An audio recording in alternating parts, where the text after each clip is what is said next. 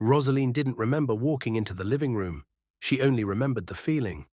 That heavy feeling that came when the air in a room changes, like a storm has entered quietly and sat down. The house in Magodo, Lagos, was too neat for the kind of pain about to happen.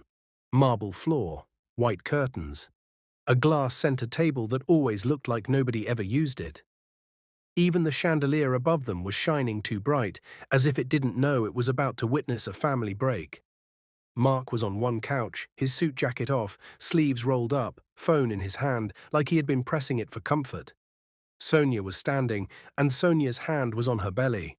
Not just any belly, a big pregnancy belly. Rosaline's eyes went straight there and stopped. Her brain refused to understand what her eyes were seeing. Her mother, Sonia, the woman that always looked strong, always looked proud, was standing in front of her with a stomach that looked like it belonged to a woman. In the last months of pregnancy, Rosaline's throat tightened. "Mom," she whispered. Sonia's lips were shaking, her eyes were wet. She looked like she had cried before Roseline arrived and had simply run out of tears. Mark cleared his throat like he wanted to speak, but couldn't. Then Sonia finally said it, not softly, not gently, like a bomb. "Roseline, Mark is responsible for this pregnancy." For 1 second, Roseline did not react. It was as if her body forgot how to move. Then her heart caught up, and everything in her exploded at once. "No." Rosaline's voice came out sharp, almost like a shout. "No, that's not possible." Sonia swallowed hard and nodded slowly, like she was confirming a death. "It is." Rosaline's knees felt weak. Her eyes burned. Tears rose so fast she didn't even have time to act tough. Her hand lifted on its own, shaking, pointing directly at Sonia's belly. "You mean—" Rosaline's voice broke. She tried again. "You mean my husband is responsible for this baby you are carrying?" Mark's face went pale. He stood up quickly, like the words slapped him. But Roseline wasn't looking at him yet. Her eyes were locked on her mother, searching her face like maybe Sonia would laugh and say it was a prank. Sonia didn't laugh.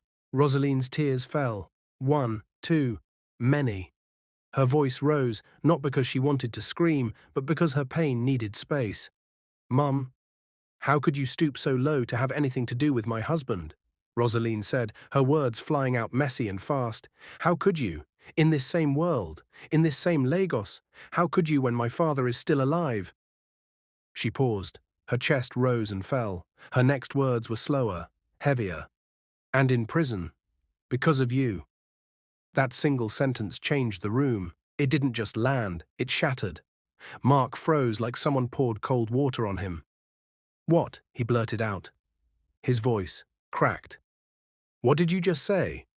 Roseline turned her head slowly to Mark, like she was just now remembering he existed. Her eyes were red, her lips were trembling, but her voice became steady in a way that scared even her. "You heard me." Mark's eyebrows pulled together. "Because of her? Roseline, what are you talking about?" Roseline let out a laugh that had no joy inside it. It sounded like someone choking. "You don't know?" she asked. "Or you're pretending?" Sonia's face tightened. Her eyes widened slightly, warning Roseline without saying a word. Roseline saw that warning, and something inside her snapped. She pointed at Sonia again, but this time her finger was not shaking from confusion. It was shaking from anger. "She was the one that killed our house help," Roseline said, every word clear. "But my father said he was the one because he didn't want her to go to prison." Silence. The kind of silence that makes a person hear their own heartbeat.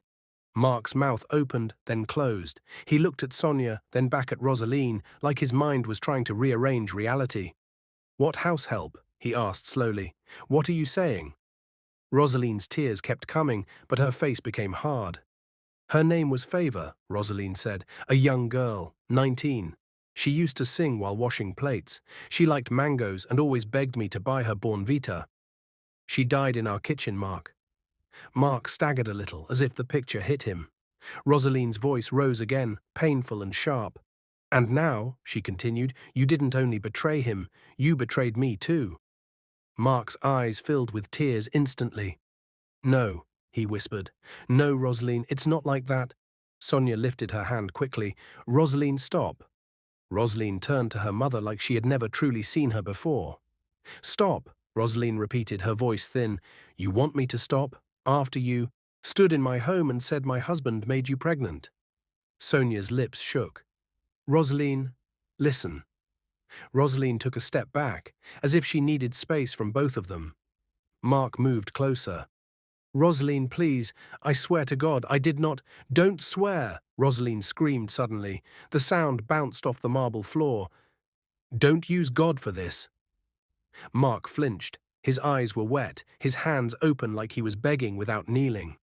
Sonia sat slowly on the edge of the couch, breathing hard, one hand on her belly, another hand covering her mouth as if she wanted to push her own confession back inside. Roseline wiped her face angrily with the back of her hand. She hated that she was crying. She hated that her body was reacting like a child. She hated that her own home now felt like a strange place. Mark's voice became shaky.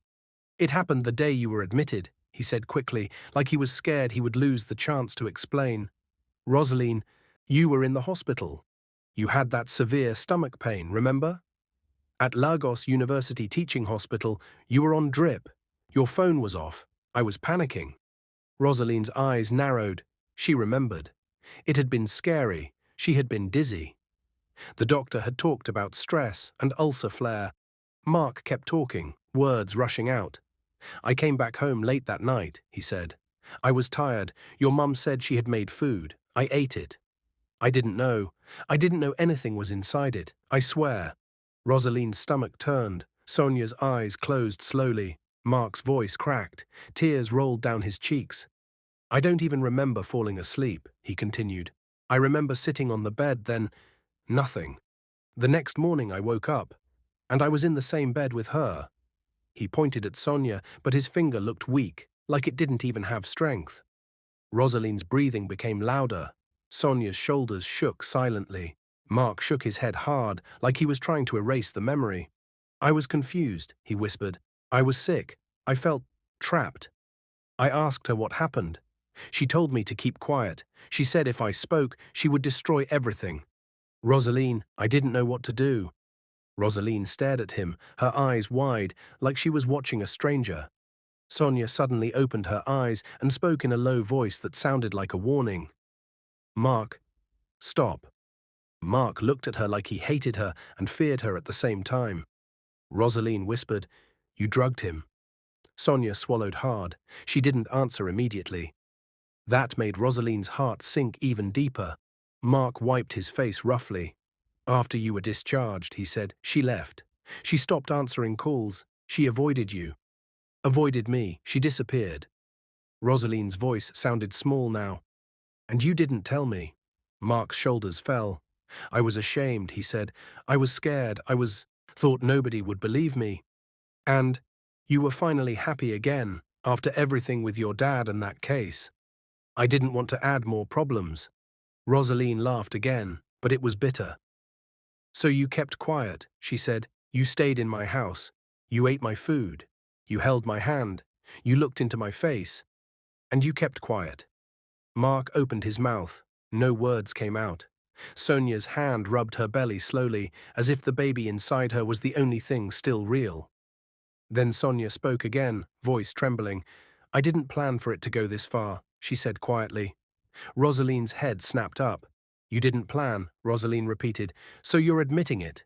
Sonia's eyes filled again. Roseline. Roseline stepped forward suddenly, closer to Sonia, close enough to see the tiny lines of worry on her face. Say it, Roseline said, voice low and dangerous. Say it clearly. You drugged my husband. Sonia looked away. That was all the answer Roseline needed. Rosaline's legs started shaking again, but this time it wasn't weakness. It was rage trying to control her body. Mark spoke again quickly, desperate. Then, a few days ago, he said, she texted. She said she was coming. She said she was pregnant for me. I begged her not to come. I told her it would destroy us.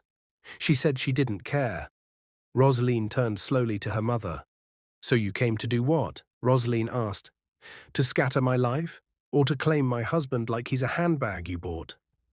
Sonia's face tightened. "Roseline, I am your mother." Roseline interrupted her sharply. "A mother?" Rosaline's voice rose again. "A mother doesn't do this.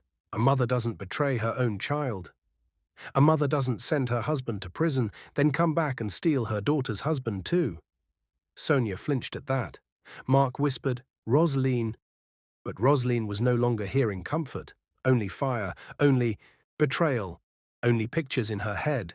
Her father, Martin's, behind prison bars. Her mother, wearing expensive clothes, living freely. Favor's face, young, bright, gone forever. And now this belly that looked like it carried a secret bigger than the whole family. Roseline backed away slowly, like she didn't trust herself near them. Her hands were shaking so badly she had to press them to her sides. Sonia stood up again, breathing heavy. "Roseline," Sonia said, voice pleading now, "I came because I couldn't hide it anymore. I was scared. I didn't know how to tell you."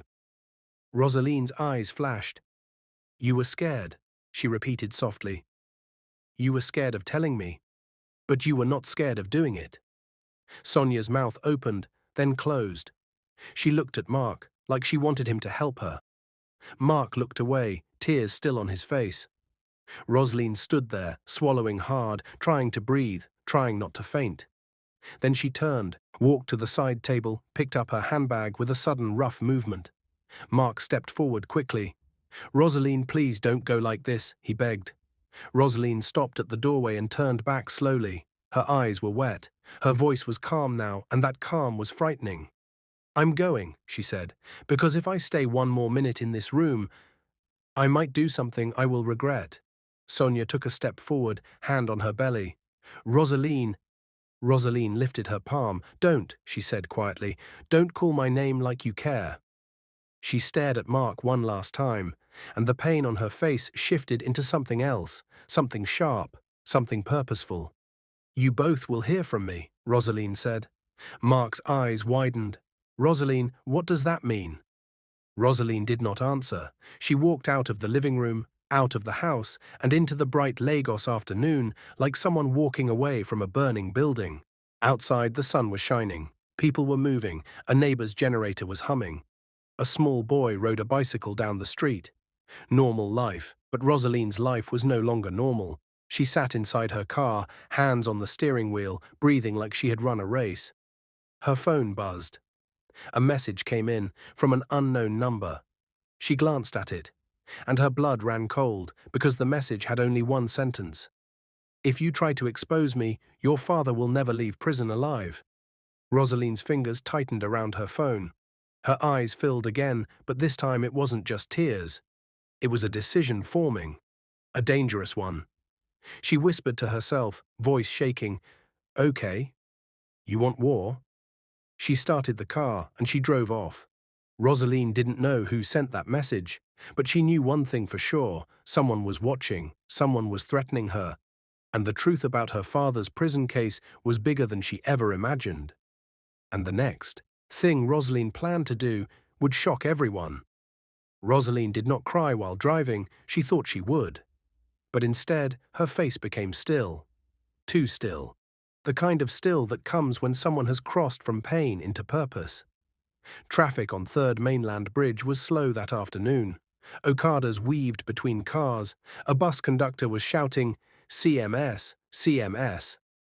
Like life was normal, but Rosaline's world was not normal. Her phone lay on the passenger seat. That message kept replaying in her mind. "If you try to expose me, your father will never leave prison alive." Her father, Martin's, the man who used to lift her onto his shoulders during Sunday church services in Surulere. The man who once sold his car to pay her school fees when business was bad. The man who had stood in court, calm, and said, "Yes, I did it," when everyone knew something about that confession felt wrong. Roseline swallowed hard, her hands tightened on the steering wheel. "No more silence," she whispered. She turned the car sharply and headed toward IKEA. She wasn't going home. She was going somewhere else. By the time Roseline parked in front of the old building in IKEA GRA, the sun had dropped slightly. The building looked simple. Cream paint peeling at the edges, brown gate slightly bent, It was the office of Barrister Kunle Adebayo. He had handled her father's case years ago. She hadn't seen him since the sentencing. Roseline stepped out of the car slowly. Her heels clicked on the pavement. She felt small again for a second, like the 19-year-old girl who had sat at the back of a courtroom watching her father take the blame. She pushed the gate open. The security man looked up. "Yes, madam?" "I need to see Barrister Kunle," she said. Her voice was steady. "Appointment?" "No, tell him Roseline Martins is here." The security man paused, then nodded and went inside. 5 minutes later, she was walking into a small office that smelled like paper and dust. Barrister Kunle stood up slowly from behind his desk. He looked older, hair more grey, eyes more tired. "Roseline," he said quietly. She nodded. "Good afternoon, sir." He gestured for her to sit. "You look troubled," he said carefully. Roseline let out a dry laugh. "My mother is 8 months pregnant," she said flatly. Barrister Kunle blinked. "And the father of that baby is my husband." Silence. The barrister leaned back slowly. "I see," he murmured. Roseline leaned forward. "And that's not even the worst part." Roseline told him everything: Sonia's confession, Mark's explanation, the drugged food, the text message threatening her father. When she finished, her throat hurt. Barrister Kunle did not interrupt her once. When she was done, he folded his fingers together and sighed. "Roseline," he said slowly, "there were things about your father's case that never sat right with me." Her heart skipped. "What things?" she asked quickly. "The CCTV footage," he replied. "It was incomplete." Roseline frowned. "What do you mean?" "There was a camera in the kitchen that day," he said, "but when we requested footage, we were told it was faulty." Roseline's stomach twisted. "Faulty?" she repeated. "Yes, the police said it was damaged." "And you believed them?" Barrister Kunle looked uncomfortable. "At that time," he admitted, "your father insisted on confessing. He refused to allow further investigation. He said the case should end there." Roseline felt anger rise again. "He was protecting her," she whispered. Barrister Kunle nodded slowly. "Yes." Roseline leaned back in the chair. "So the CCTV might exist?" "It might," he said carefully, "but if it was hidden, someone powerful was involved." Roseline's phone buzzed again. She glanced down. Another unknown number. Her chest tightened. She didn't open it yet. She looked back at the barrister. "I want the case reopened," she said. He stared at her. "Roseline, that will create noise." "Good," she replied. "It will bring media." "Good. It will bring police scrutiny." "Good." He paused. "And it will expose your mother." Roseline did not blink. "Good." Barrister Kunle watched her face closely. "You're serious?" "Yes." He leaned forward. "If we do this, we do it fully. We file a motion to review Martin's conviction. We request forensic re-examination. We subpoena any remaining surveillance storage." Roseline nodded slowly. "And we expose what she did," she added. Barrister Kunle hesitated. "Are you ready for the consequences?" he asked softly. Roseline thought about the message again. "Your father will never leave prison alive." Her jaw tightened. "I'm more afraid of staying silent," she said. Barrister Kunle opened a drawer and pulled out an old brown file. It had dust on the edges. "Your father's case file," he said quietly. "I never threw it away." Roseline stared at it like it was alive.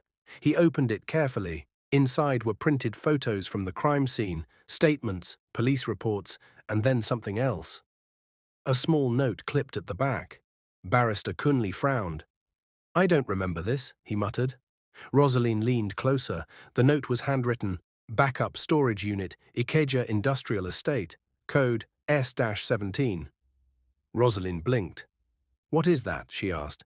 The barrister's face changed. "That," he said slowly, "could be secondary footage storage." Roseline's pulse quickened. "You're saying the CCTV might be stored somewhere else?" "It's possible," he said. "Some security systems automatically back up to off-site storage." Roseline stood up suddenly. "Let's go," she said. The barrister looked startled. "Now?" "Yes," he hesitated. "Roseline, if someone threatened you today, it means someone knows you're digging." She stepped closer to his desk. That's why we move fast. He studied her face. She wasn't the crying daughter anymore. She looked like someone who had finally stopped being afraid. All right, he said. The estate looked quiet when they arrived. Old warehouses, faded signboards, a few trucks parked in dusty corners. The storage unit office was small, metal door, flickering light inside. A young attendant looked up lazily. Yes? Barrister Kunle cleared his throat. We're here to access storage unit S-17. The attendant typed something on an old computer. Who are you? Legal representative for Martins versus State case, the barrister replied firmly. The attendant's eyes flickered slightly. Unit S-17 hasn't been accessed in years, he said. Roseline stepped forward. Open it, she said calmly. The attendant hesitated, then shrugged and grabbed a bunch of keys. They walked down a narrow corridor filled with metal doors. When they reached S-17, the attendant unlocked it. The metal door creaked open. Inside were dusty boxes and a small locked cabinet. Roseline's heartbeat was loud in her ears. Barrister Kunle walked in slowly. He found the cabinet. It had a keypad. He looked at the note again. Code S-17, he murmured. He typed it. The cabinet clicked open. Roseline stopped breathing. Inside was a small black hard drive and a sealed envelope. Her hands shook as she picked up the envelope. She tore it open. Inside was a flash drive and a single printed photo. Roseline stared at it. Her stomach dropped. The photo showed the kitchen. It showed favor on the floor, and in the reflection of the microwave door, it showed Sonia standing behind her, holding something in her hand. Roseline's knees went weak. Barrister Kunle grabbed the photo quickly. This is evidence, he whispered. Roseline's eyes filled again, not from weakness, from confirmation. Her mother. It had been her mother. But then, her phone buzzed again. This time the message was different. It had a picture attached. Roseline opened it. Her heart stopped. The photo showed her father, in prison, bruised, and the message beneath it read, "Last warning." Roseline's breath caught. Barrister Kunle saw her face change. "What is it?" he asked urgently. Roseline turned the phone slowly toward him, his face drained of color. "This is bigger than we thought," he whispered. Roseline wiped her tears roughly. "No," she said quietly, "it's exactly what I thought." She looked at the hard drive, then at the photo in her hand, then at the corridor behind them. Someone wanted this buried, someone was watching, and Roseline suddenly understood something terrifying. This wasn't just about her mother, it was about whoever helped her mother. And that person was powerful enough to control police reports and threaten a man inside prison. Roseline lifted her chin slowly. "They want me scared," she said. Barrister Kunle nodded. "Yes." Roseline's eyes hardened. "Then let's make noise." As Roseline stepped out of the storage unit, holding the hard drive tightly in her hand, a black SUV parked across the road suddenly started its engine. Tinted windows. No number plate. The car began to move slowly toward them. Roseline felt it, the danger, and for the first time that day, she smiled slightly. Because whoever was inside that SUV had just made a mistake. They showed themselves, and Roseline was no longer running. The black SUV rolled forward slowly, too slowly, like it wasn't in a hurry, because it knew it had time. Roseline stood beside her car, the hard drive tight in her hand. Barrister Kunle stepped closer to her, his eyes fixed on the tinted windows. "Get inside the car," he whispered. Roseline did not move. The SUV stopped a few meters away. The engine stayed on. The windows did not come down. No number plate, no face. Just presence. A threat without words. Roseline felt her heart pounding in her ears. For a second, fear tried to crawl back into her body, but then she remembered the photo of her father. Bruised, weak, threatened. Her fear changed into something else. Anger. She pulled out her phone and lifted it high. "What are you doing?" Barrister Kunle whispered urgently. Roseline turned on the camera and zoomed in on the SUV. She started recording. "Let them see," she said calmly. The SUV hesitated, just for a second. Then suddenly, it reversed sharply and sped off, tires scraping against the dusty ground. Gone. Roseline lowered her phone slowly. "They're scared of exposure," she said quietly. Barrister Kunle exhaled deeply. That was not just intimidation. That was a warning. Roseline nodded. Yes. She looked at the hard drive again. But now we warn back. That night, Roseline sat alone in her bedroom in Magodo. Mark had tried calling her more than 15 times. She didn't answer. She wasn't ready. Her room felt too quiet. The air conditioner hummed softly. Outside, a dog barked in the distance. Roseline placed the photo from the storage unit on her bed. She stared at it again. The reflection in the microwave door was small but clear. Sonia, holding something metallic. Roseline's chest tightened. "Why, Mom?" she whispered. She remembered being 8 years old and falling sick with malaria. Sonia had sat beside her bed all night, pressing a wet towel to her forehead. That same woman, that same mother. How could both things be true? Her phone buzzed again. Mark. She finally picked up. "Roseline." His voice sounded broken. "Please, please talk to me." She closed her eyes for a moment. "Why didn't you go to the police?" she asked quietly. He inhaled, sharply. "I was afraid. Your mum threatened to accuse me of assault. She said no one would believe I was drugged." Roseline swallowed hard. "And when she said she was pregnant?" "I didn't believe it at first," he whispered. "I thought she was lying to scare me. Then she sent hospital reports." Roseline's stomach twisted. "Did you love her?" she asked suddenly.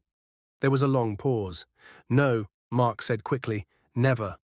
"But you kept quiet," Roseline replied. "Yes," he admitted, "and that was my biggest mistake."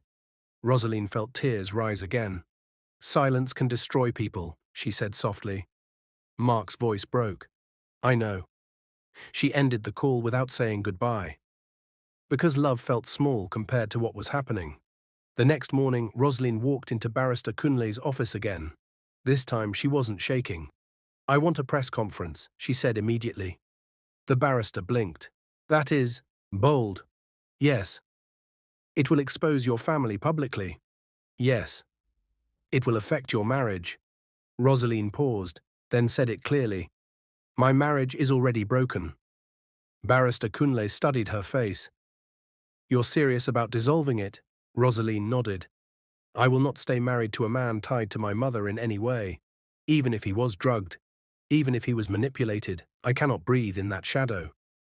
Barrister Kunle leaned back. "And you want the world to know about your father?" "Yes." He nodded slowly. "Then we do it properly. We present evidence. We demand reopening of Martin's case. We call for forensic review of the CCTV footage. And you will testify." Roseline lifted her chin. "I will testify." 2 days later, inside a modest conference hall in Ikeja. Cameras flashed, microphones with different media logos crowded the table. Roseline sat at the center. Barrister Kunle sat beside her. Her hands were steady on the AI table. Her heart was not. The room buzzed with whispers. "Is that the daughter of that prison man?" "I heard her mother is pregnant." "Scandal." Roseline took a deep breath. The noise slowly died down. She leaned toward the microphone. "My name is Roseline Martins Okafor," she began clearly, "and today I am here to speak the truth that has been buried for years." The room grew quiet. "My father, Martins, has been in prison for a crime he did not commit." Murmurs spread. Roseline continued, "The house help who died in our home years ago, Favor, was not killed by my father." She paused. Her next words felt heavy. "She was killed by my mother." Gasps filled the room. Cameras flashed faster. Barrister Kunle placed the printed photo from the storage unit on the projector screen. The image of the kitchen appeared. The reflection, the outline of Sonia. Roseline's voice shook slightly, but she did not stop. "My father confessed to protect her," she said, "but the truth is here." A journalist stood up. "Are you accusing your own mother of murder?" Roseline looked directly at him. "Yes." Another voice shouted, "What about your husband? Is it true he is responsible for her pregnancy?" The room went silent again. Roseline's throat tightened. "Yes," she said, "my husband was drugged and manipulated." She took a breath. "And I have filed for dissolution of my marriage." The room erupted. Flashes, questions. Noise. Roseline stayed still, because once truth is spoken, it cannot be swallowed back. Public reaction was immediate. Social media exploded. News channels replayed Roseline's statement every hour. Within days, the court agreed to review Martin's case, and a formal hearing was scheduled. But something else happened. Sonia disappeared. She stopped answering calls. She left her house. Her phone was off. Roseline stared at the news on TV in her living room. "She's running," Mark said quietly behind her. Roseline did not turn to look at him. "Yes." He stepped closer. "I never wanted this," he whispered. Roseline finally faced him. "You didn't want it," she said softly. "But you helped it happen by staying quiet." He nodded slowly. "I will testify," he said. "I will tell the court exactly what happened." Roseline studied his face. He looked tired, broken, guilty. But she couldn't fix that. She couldn't fix anything right now. 3 days before the court hearing, the police announced they had located Sonia. She had been hiding in a rented apartment in Aja. When officers arrested her, she was 8 months pregnant. The footage of her being escorted into a police van went viral. Roseline watched it on her phone. Her chest felt tight, not happy, not satisfied, just heavy. Mark stood beside her silently. "She looks scared," he said. Roseline nodded. "Yes." Then she whispered, something that surprised even herself. She should have been scared years ago. The day of the court hearing arrived. The courtroom in Lagos was full. Journalists, observers, strangers. Martins was brought in under guard. Roseline's breath caught when she saw him. He looked older, thinner, but when his eyes found hers, he smiled, a small, proud smile. Sonia was led in shortly after, handcuffed, her belly large under a loose gown. She avoided Roseline's eyes. The judge entered. The room stood. "Case of Martins versus State reopened," the judge announced. Barrister Cunley presented the new evidence, the photo, the hard drive, the backup footage request. Then something unexpected happened. The prosecution requested immediate viewing of the recovered CCTV backup. The courtroom lights dimmed. The video began to play. Roseline held her breath. The footage showed the kitchen, Favor moving around, Sonia entering. Words were exchanged. Then the screen froze. Static. The video glitched, and suddenly, the file corrupted.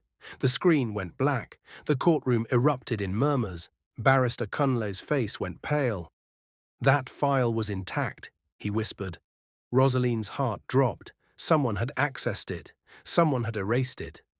The judge banged the gavel. "Order!" Roseline's hands started shaking again. If the footage was gone, if the evidence disappeared, her father would stay in prison, and Sonia might walk free. As the courtroom buzzed with tension, Roseline noticed something.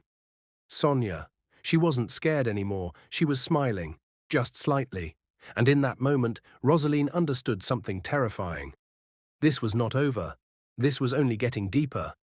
As the judge ordered a forensic analysis of the corrupted file, a court official rushed in and handed him a sealed envelope. The judge opened it slowly. His expression changed. He looked up and said words that made Roseline's blood run cold. "There is new evidence, and it changes everything." The courtroom was so quiet that even the ceiling fan sounded loud. Roseline's hands were cold. The judge held the sealed envelope for a few seconds longer than necessary, as if he understood the weight of what he was about to say. He adjusted his glasses. "This evidence was delivered anonymously this morning," he announced. "It contains certified backup footage from the same kitchen camera, stored on a private cloud server." A wave of whispers spread across the room. Roseline's heart thumped hard. "Cloud server." Barrister Cunley leaned toward her and whispered, "That means someone kept a second backup." The judge continued, "The court has verified the metadata.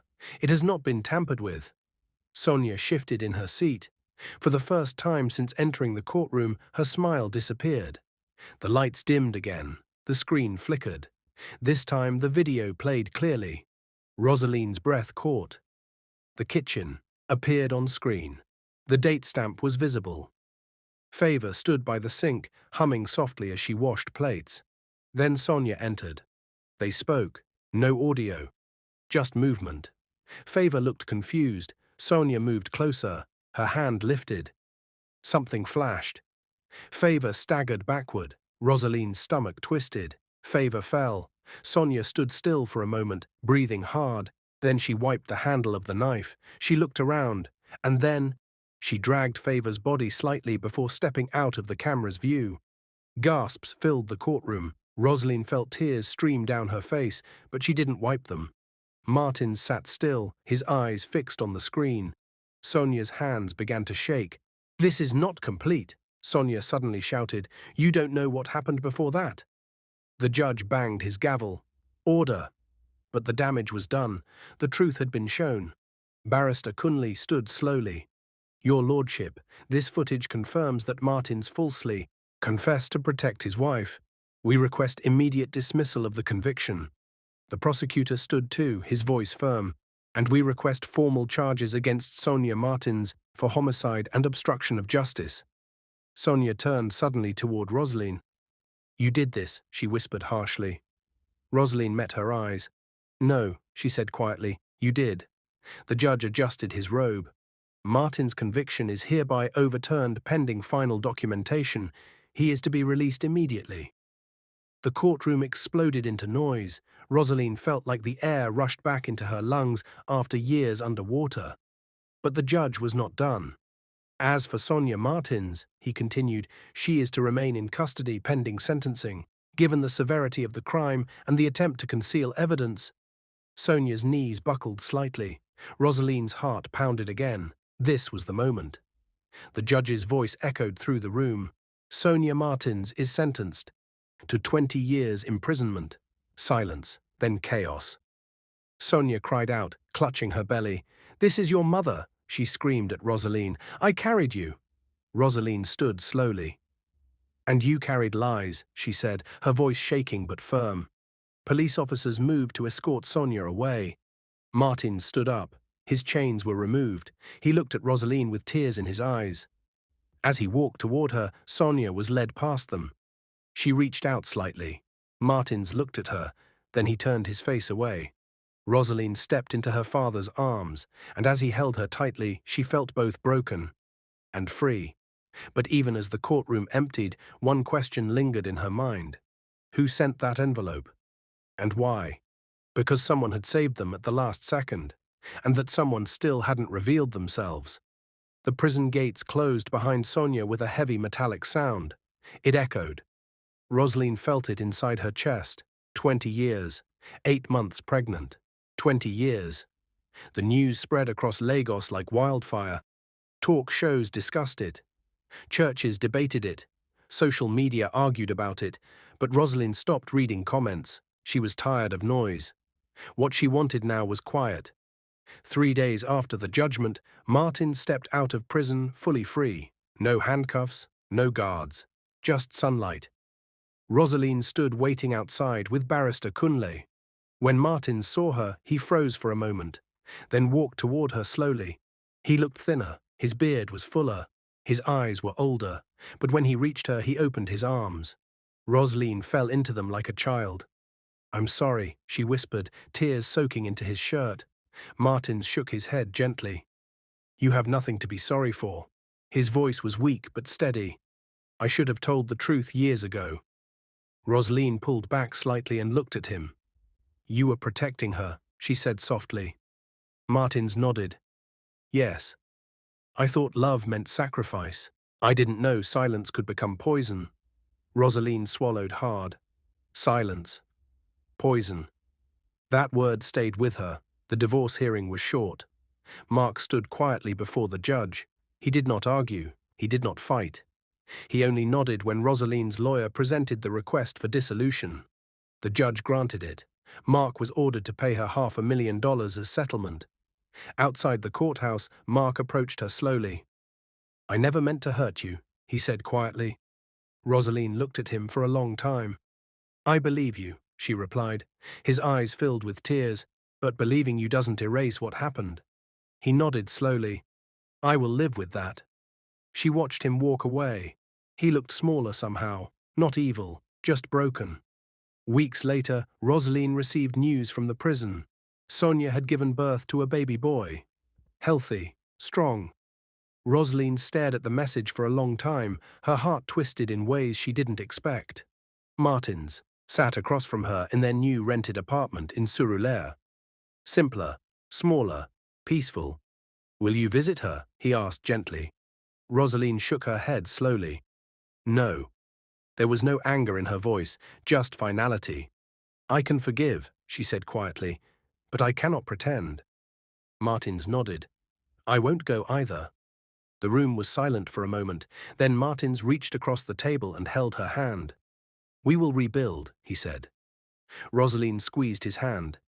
Yes. They had lost years. They had lost trust. But they had found truth. And truth, even painful truth, gave them ground to stand on again. Sometimes at night, Roseline still thought about the envelope, the anonymous evidence, the unknown person who chose justice over fear. She never discovered who sent it. Maybe it was someone who once worked in their house. Maybe it was someone inside the system who couldn't carry guilt anymore. Or maybe it was simply time. Time, finally, correcting what humans tried to bury. Roseline stood by the window one evening, watching children play football on the street. Her voice was soft as she spoke, almost to herself. Her father called her from the kitchen. "Roseline, come taste this stew." She smiled faintly. "Coming." And as she walked away from the window, she did not feel empty. She felt changed. The storm had passed, but the lessons would remain forever. If you like this story, comment, share, and subscribe to our channel for more interesting stories.